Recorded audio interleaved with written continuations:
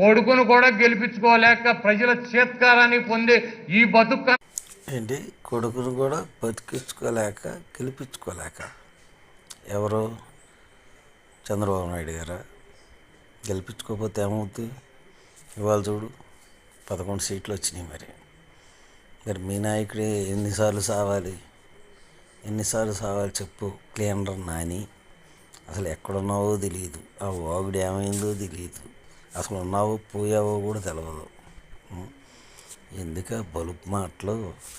కాలం ఎప్పుడు ఒకేలాగా ఉండదో, గిర్రుని తిరుగుద్ది.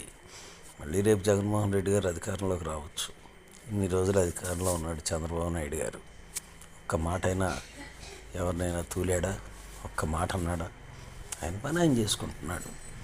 నువ్వు గాంగ ఒక్కసారి గెలిచావు, 151 వచ్చి అని మిడిసి పడ్డావు. కానీ ఒకందుకు థ్యాంక్స్ చెప్పు.